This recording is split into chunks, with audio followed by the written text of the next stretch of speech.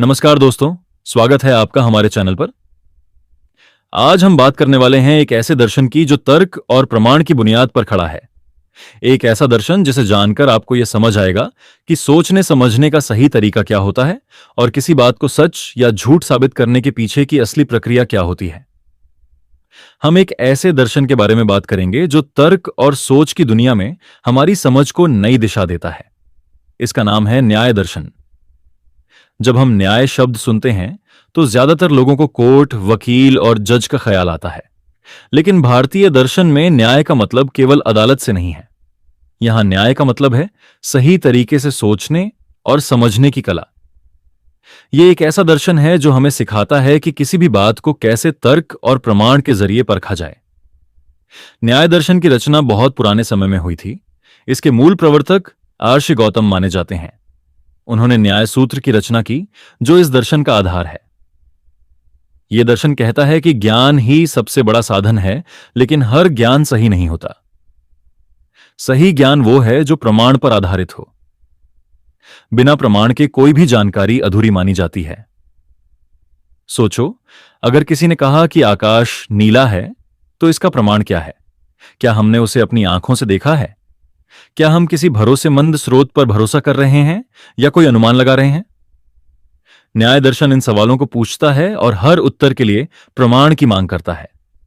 मान लो तुम सुबह उठे और देखा कि बाहर का रास्ता भीग गया है। तुमने खुद बारिश को नहीं देखा, लेकिन अंदाजा लगाते हो कि बारिश हुई है। यहां तुम प्रत्यक्ष अनुभव नहीं कर रहे, लेकिन तुम अनुमान कर रहे हो। यह अनुमान तुम्हारे पिछले अनुभवों से जुड़ा है, क्योंकि जब भी जमीन गीली होती है तुमने देखा है कि बारिश हुई होती है। इसी को न्याय दर्शन में अनुमान कहा गया है। अब सोचो कि तुम किसी अजनबी जगह पर गए और किसी ने इशारा करके कहा कि वो जो बिल्डिंग है वो बैंक है। तुमने पहले बैंक को देखा नहीं है, लेकिन उसने कहा कि हर बैंक के बाहर ऐसा नीला बोर्ड होता है और तुमने ऐसा बोर्ड किसी टीवी एड में देखा था। अब तुम उस इशारे की बिल्डिंग को देखकर समझते हो कि हां, यह बैंक ही होगा। यह बात तुम तुलना से समझते हो। यही उपमान है। कभी कभी हम किसी विषय को खुद नहीं जानते, लेकिन हमें कोई ज्ञानी व्यक्ति या किताब बताती है। जैसे कि तुमने खुद सूरज को घूमते हुए नहीं देखा, लेकिन स्कूल में पढ़ा कि पृथ्वी सूरज के चारों ओर घूमती है। तुम इस जानकारी को इसलिए सच मानते हो क्योंकि यह विज्ञान के प्रमाणित तथ्यों में आती है। इसे शब्द कहा जाता है। अब यहां सवाल यह उठता है कि हमें इन सब प्रमाणों की जरूरत क्यों पड़ती है? इसका जवाब सीधा है, क्योंकि इंसान सब कुछ खुद नहीं देख सकता, हर जगह खुद नहीं जा सकता और हर घटना का अनुभव खुद नहीं कर सकता। इसलिए हमें अनुभव, अनुमान, तुलना और विश्वास के आधार पर ज्ञान को समझना पड़ता है। लेकिन अगर ये प्रमाण नहीं होंगे तो हम गलत फहमी में जी सकते हैं। गलत फहमी को समझने के लिए एक छोटा सा उदाहरण लेते हैं। मान लो तुमने रात को अंधेरे में एक रस्सी देखी और डर के मारे चिल्ला उठे कि सांप है। बाद में लाइट ऑन हुई और पता चला वो तो रस्सी थी। यह भ्रम है। मतलब चीज कुछ और थी, लेकिन समझ कुछ और आया। न्याय दर्शन इस भ्रम को भी ज्ञान की गलती मानता है। इसका इलाज है सही प्रमाण से उसे परखना। फिर एक स्थिति होती है संदेह की। जैसे तुमने कहीं दूर एक आकृति देखी जो तुम्हें आदमी भी लग रही है और पेड़ भी। तुम तय नहीं कर पा रहे हो। यह है संदेह। जब दो या उससे अधिक संभावनाएं हों और हम निश्चित ना हो पाएं, तो वह संदेह की स्थिति होती है। इन भ्रम और संदेहों से निकलने के लिए जरूरी है कि हम सही ज्ञान प्राप्त करें। और यह सही ज्ञान तभी संभव है जब हम प्रमाणों पर भरोसा करें, आंख बंद करके कुछ न मानें। अब चलिए आत्मा की बात करते हैं। न्याय दर्शन आत्मा के अस्तित्व को मानता है, लेकिन यह नहीं कहता कि आत्मा को हम आंखों से देख सकते हैं। आत्मा को समझा जा सकता है उसकी क्रियाओं से। सोचो, हम जब खुश होते हैं, दुखी होते हैं या कोई चीज याद करते हैं, तो क्या यह शरीर कर रहा है? शरीर तो केवल एक माध्यम है। सोचने और अनुभव करने का काम आत्मा करती है। यही वजह है कि जब शरीर सोता है तब भी सपने आते हैं, यानी कोई अंदर है जो काम कर रहा है। यही आत्मा है। लेकिन आत्मा को मानने का आधार क्या है? ना तो हमने उसे देखा है, ना ही किसी ने उसे हमारे सामने प्रस्तुत किया है। लेकिन हम उसकी उपस्थिति का अनुमान लगाते हैं, क्योंकि सोच, स्मृति, इच्छा और भावना जैसी चीजें बिना आत्मा के संभव नहीं। और ये बातें हमें प्रमाण देती हैं कि आत्मा है। अब इस आत्मा को बार बार जन्म लेना पड़ता है और हर जन्म में उसे दुख भोगने पड़ते हैं। न्याय दर्शन कहता है कि अगर हम सही ज्ञान पालें और अपने जीवन को तर्क और प्रमाण पर आधारित बना लें तो हम इन दुखों से छुटकारा पा सकते हैं। और यही है मोक्ष। मोक्ष का मतलब यहां आत्मा की शांति है, दुखों से पूरी तरह मुक्ति। सच कहें तो न्याय दर्शन हमें सोचने का एक नया तरीका देता है। यह कहता है कि किसी भी बात को सच मानने से पहले उससे जुड़े सभी पहलुओं को जांचो, समझो और तब जाकर कोई निष्कर्ष निकालो। आंख बंद करके किसी बात पर भरोसा मत करो। यही सोच हमें तर्कशील बनाती है और जीवन को सही दिशा देती है। अब हम समझेंगे कि न्याय दर्शन संसार को कैसे देखता है, क्या है पदार्थ, उसके गुण, उसकी क्रिया और आखिर ये दुनिया किन किन चीजों से बनी है। न्याय दर्शन कहता है कि जो चीज अपने आप में अस्तित्व रखती है, जो किसी दूसरे के सहारे नहीं टिकी होती, उसे द्रव्य कहा जाता है। जैसे जल, वायु, अग्नि, पृथ्वी, आकाश, मन, आत्मा और काल। ये सभी चीजें अपने आप में मौजूद हैं, ये किसी और के सहारे नहीं हैं। अब जैसे पानी को लो, ये एक द्रव्य है। इसके अंदर भी कुछ गुण हैं, जैसे इसका रंग, इसका स्वाद, इसका तापमान। तो पानी खुद एक द्रव्य है और उसका ठंडा होना या पारदर्शी होना उसके गुण हैं। मतलब द्रव्य वो चीज है जिसमें गुण और क्रिया होते हैं। अब न्याय दर्शन कहता है कि संसार में कुल 9 प्रकार के द्रव्य होते हैं: पृथ्वी, जल, तेज, वायु, आकाश, काल, दिशा, आत्मा और मन। इन्हीं से सारा संसार बना है। पृथ्वी में गंध होती है, जल में स्वाद प्रमुख होता है, तेज यानी अग्नि में रंग होता है, वायु में स्पर्श होता है, आकाश में शब्द होता है। अब ये मत समझना कि केवल यही गुण होते हैं, बल्कि यही उनके मुख्य गुण हैं जो उन्हें बाकी द्रव्यों से अलग बनाते हैं। आकाश को उदाहरण के तौर पर लें। आकाश में कोई ठोस चीज तो नहीं है, लेकिन अगर तुम जोर से चिल्लाओगे तो आवाज गूंजेगी। यही शब्द कहलाता है और ये न्याय दर्शन के अनुसार आकाश का लक्षण है। मतलब आकाश के बिना ध्वनि नहीं चल सकती। अब आते हैं मन की तरफ। मन को भी द्रव्य माना गया है, लेकिन यह बहुत सूक्ष्म होता है। इतना सूक्ष्म कि एक समय में यह केवल एक ही विषय पर ध्यान दे सकता है। इसीलिए अगर तुम एक साथ 2 चीजों पर ध्यान देने की कोशिश करते हो तो मन एक के बाद एक उस पर ध्यान देता है, एक साथ दोनों पर नहीं। अब हम गुण की बात करते हैं। गुण वो होता है जो खुद से नहीं होता, बल्कि किसी न किसी द्रव्य में होता है। जैसे मिठास, रंग, गंध, भारीपन, गर्मी, ये सब गुण हैं। तुमने देखा होगा कि शहद मीठा होता है, लेकिन मिठास शहद नहीं है। मिठास एक गुण है और शहद द्रव्य है जिसमें वो गुण है। फिर आती है क्रिया। क्रिया मतलब कोई गति या परिवर्तन, जैसे चलना, गिरना, बहना, उड़ना। ये सब क्रिया के उदाहरण हैं। न्याय दर्शन कहता है कि अगर कोई द्रव्य क्रिया करता है तो उसका कोई परिणाम होता है। जैसे हवा चलती है तो पेड़ हिलते हैं, पानी बहता है तो रास्ता बनता है। अब आते हैं सामान्य और विशेष की तरफ। ये 2 शब्द बड़े गहरे हैं। सामान्य का मतलब है कोई ऐसा लक्षण जो बहुत सारी चीजों में समान रूप से हो। जैसे घट और पट दोनों वस्तुएं हैं। दोनों में जो समान बात है वह यह है कि ये द्रव्य हैं और मूर्त हैं। तो द्रव्य होना एक सामान्य गुण है, लेकिन घट की अपनी अलग पहचान है, उसका आकार, उसका काम, उसके इस्तेमाल, यही उसकी विशेषता है। तो सामान्य हमें समूह में चीजों को समझने में मदद करता है और विशेष हमें बताता है कि कौन सी चीज किससे अलग है। अब न्याय दर्शन एक और खास तत्व की बात करता है जिसे कहते हैं समवाय। इसे अगर सरल शब्दों में कहें तो ये एक ऐसा संबंध है जिसमें कोई गुण या क्रिया किसी द्रव्य में इस तरह जुड़ा होता है कि दोनों को अलग नहीं किया जा सकता। जैसे घड़े में उसका गोल आकार। तुम घड़े को गोल कहते हो, लेकिन क्या गोलाई को अलग किया जा सकता है घड़े से? नहीं। अगर तुम गोलाई हटा दोगे तो घड़ा ही नहीं बचेगा। तो यह संबंध समवाय कहलाता है। इसी तरह शहद में मिठास होती है। वो मिठास समवाय रूप से शहद में जुड़ी है। तुम अलग से मिठास को निकाल नहीं सकते। अब सोचो, दुनिया में हर चीज ऐसे ही जुड़ी हुई है। कहीं किसी द्रव्य में गुण है, तो कहीं क्रिया है, तो कहीं कोई सामान्यता है और कहीं विशिष्टता। न्याय दर्शन इन सब बातों को बहुत बारीकी से परखता है और कहता है कि जब तक हम इन सब तत्वों को नहीं समझेंगे तब तक हम किसी चीज को पूरी तरह नहीं जान सकते। और इस ज्ञान को जानना ही पहला कदम है दुखों से मुक्ति की तरफ। क्योंकि जब तक हम भ्रम, संदेह और गलत पहचान में जीते रहेंगे तब तक दुख भी बना रहेगा। सही ज्ञान, सही पहचान और सही तर्क से ही हम आत्मा के वास्तविक स्वरूप को जान सकते हैं।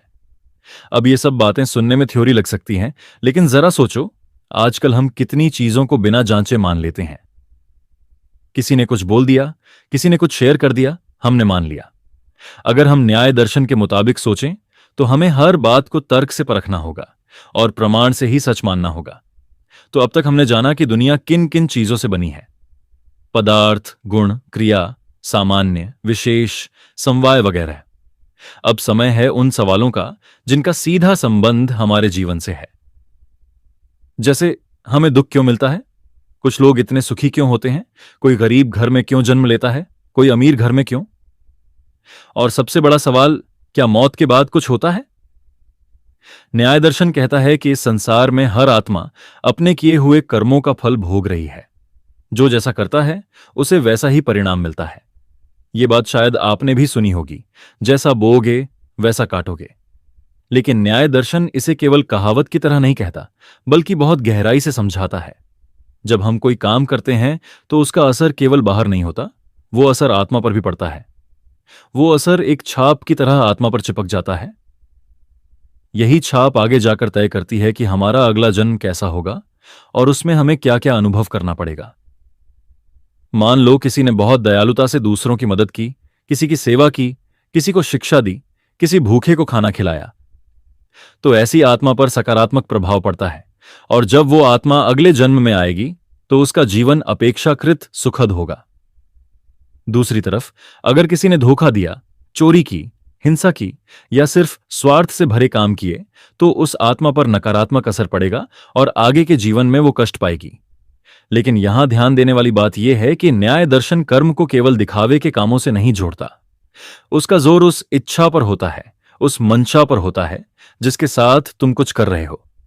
कभी कभी दिखने में कोई काम बहुत अच्छा होता है, लेकिन अगर वो स्वार्थ से किया गया हो तो उसका फल वैसा अच्छा नहीं होता।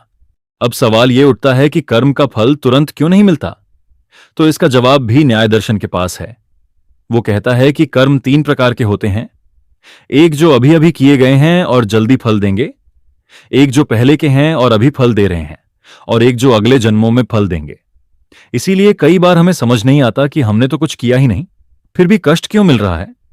लेकिन असल में वह किसी पुराने कर्म का फल हो सकता है। पुनर्जन्म की बात करें तो न्याय दर्शन साफ कहता है कि आत्मा कभी नष्ट नहीं होती। शरीर तो खत्म हो जाता है, लेकिन आत्मा अपने कर्मों के प्रभाव को लेकर आगे बढ़ती है और नए शरीर में प्रवेश करती है। जैसे पुराने कपड़े उतारकर नए पहन लेना, वैसे ही आत्मा पुराने शरीर को छोड़कर नया शरीर लेती है। यह प्रक्रिया तब तक चलती रहती है जब तक आत्मा अपने सारे बंधनों से मुक्त न हो जाए। अब ये बंधन क्या है? ये बंधन है हमारे कर्म, हमारे मोह, हमारा अज्ञान। जब तक आत्मा ये समझती है कि मैं ही ये शरीर हूं, मैं ही ये भावनाएं हूं, मैं ही ये इच्छाएं हूं, तब तक वो बंधी रहती है। लेकिन जैसे जैसे आत्मा को सही ज्ञान होता है, वो समझने लगती है कि मैं केवल देखने वाला हूं, जानने वाला हूं। मैं वो नहीं हूं जो आता जाता है, दुखी होता है या मरता है। यही समझ आत्मा को बंधनों से मुक्त करती है। जब आत्मा को यह अनुभव हो जाता है कि वह किसी भी कर्म, शरीर या भाव के साथ नहीं जुड़ी हुई है, तब वह मोक्ष की तरफ बढ़ती है।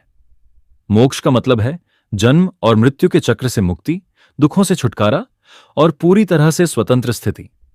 न्याय दर्शन में मोक्ष को बहुत शांत, निर्लिप्त और निरंतर अवस्था माना गया है, जहां आत्मा बस रहती है, बिना किसी इच्छा, संघर्ष या पीड़ा के। अब आप सोच रहे होंगे कि मोक्ष पाने का रास्ता क्या है? इसका जवाब भी बहुत सीधा है, सही ज्ञान। न्याय दर्शन कहता है कि जब तक हम चीजों को सही तरीके से नहीं समझेंगे, तब तक हम गलत धारणाओं, भ्रमों और अज्ञान में उलझे रहेंगे, और यह अज्ञान ही सब दुखों की जड़ है।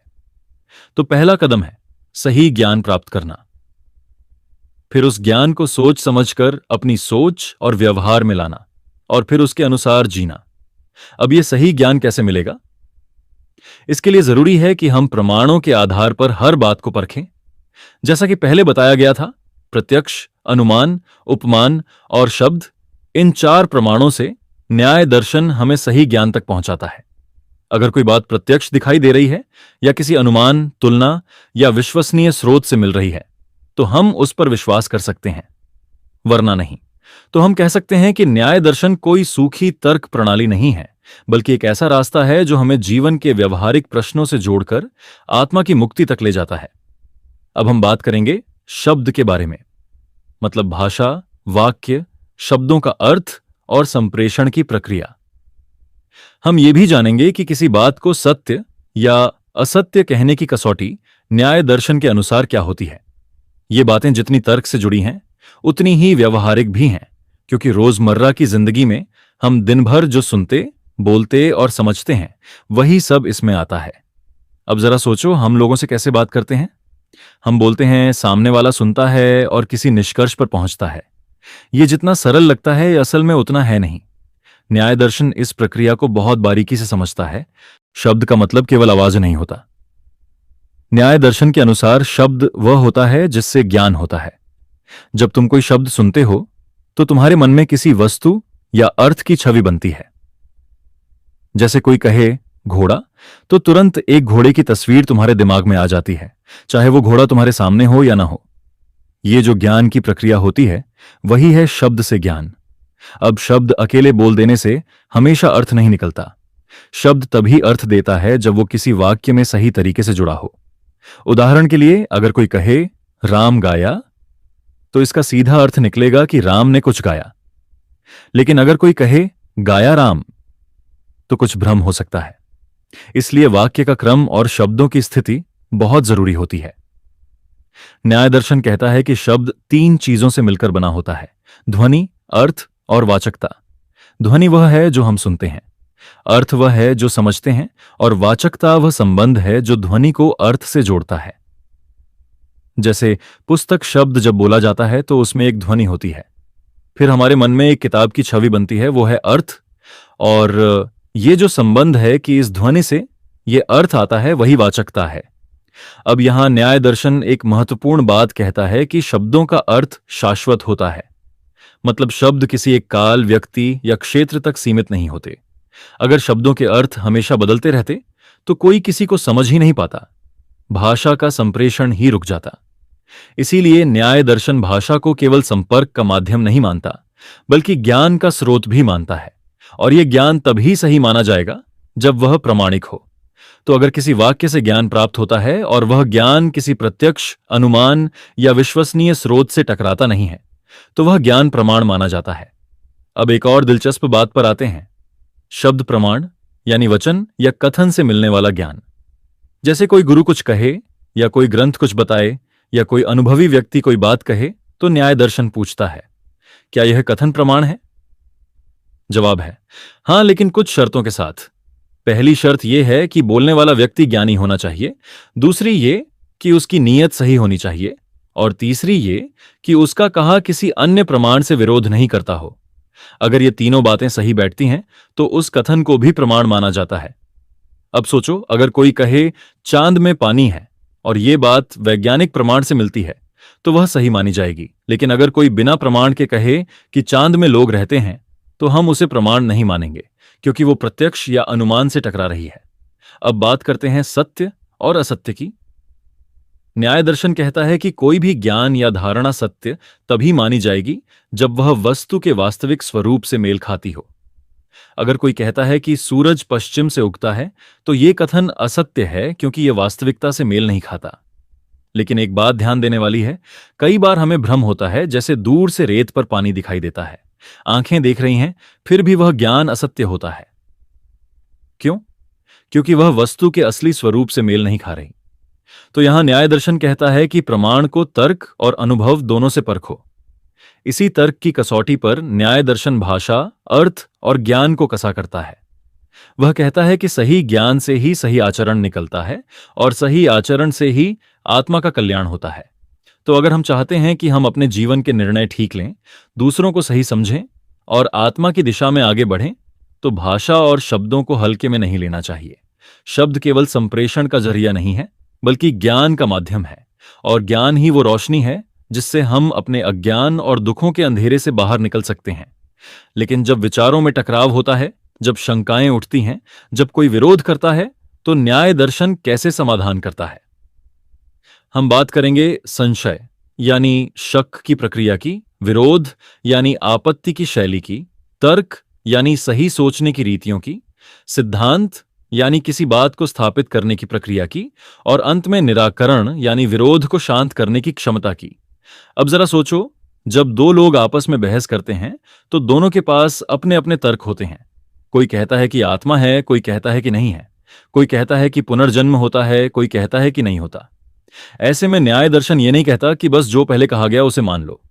वो कहता है सोचो, सवाल करो, लेकिन जवाब तर्क से ही खोजो। पहले बात करते हैं संशय की। जब तुम्हें किसी बात पर स्पष्ट विश्वास नहीं होता, न पूरी तरह हां न पूरी तरह ना, तो उसे संशय कहते हैं।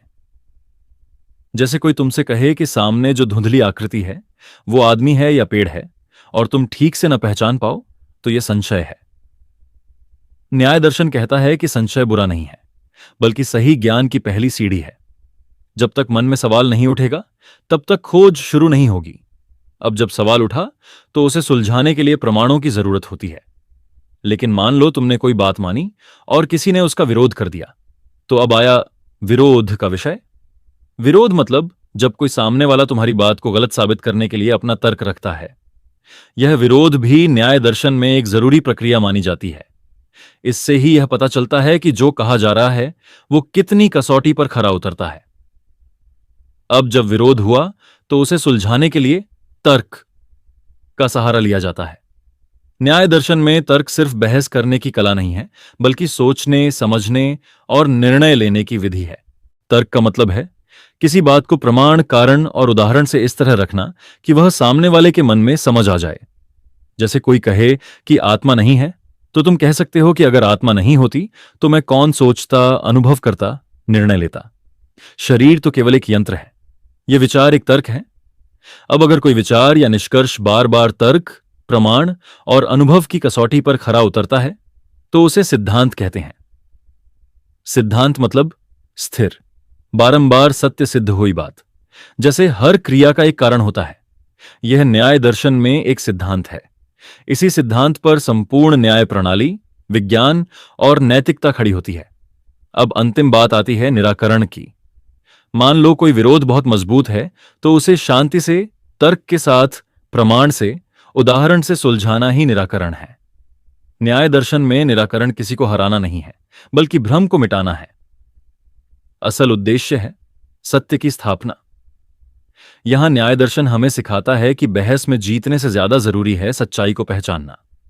अगर तुम खुद गलत हो और सामने वाला सही है, तो न्याय दर्शन कहता है विनम्रता से स्वीकार करो, यही सही ज्ञान की निशानी है। और अगर तुम सही हो तो अपनी बात को तर्क और प्रमाण से रखो, न कि जोर जबरदस्ती से। यही वजह है कि न्याय दर्शन सिर्फ दार्शनिक शास्त्र नहीं है, बल्कि यह व्यवहार में, न्यायालय में, शिक्षा में और जीवन के हर निर्णय में उपयोगी है। यह सिखाता है कि कैसे सोचें, कैसे सवाल पूछें और कैसे उत्तर खोजें। तो अगर हम पूरे न्याय दर्शन को एक सरल वाक्य में समेटें तो कह सकते हैं, जिससे सही ज्ञान हो वही प्रमाण है, जिससे दुख का अंत हो वही सत्य है, और जिससे आत्मा का कल्याण हो वही मोक्ष का मार्ग है। अब तुम जब भी किसी चीज को जानना चाहो तो इन 5 स्तंभों को याद रखना: प्रमाण, तर्क, विश्लेषण, संशय और समाधान। यही न्याय दर्शन की आत्मा है। अगर आपको जानकारी पसंद आई हो तो वीडियो को लाइक और शेयर जरूर करें। चैनल को सब्सक्राइब करना ना भूलें, ताकि आप आगे भी ऐसे ही विषयों पर हमारी वीडियो देख सकें। धन्यवाद।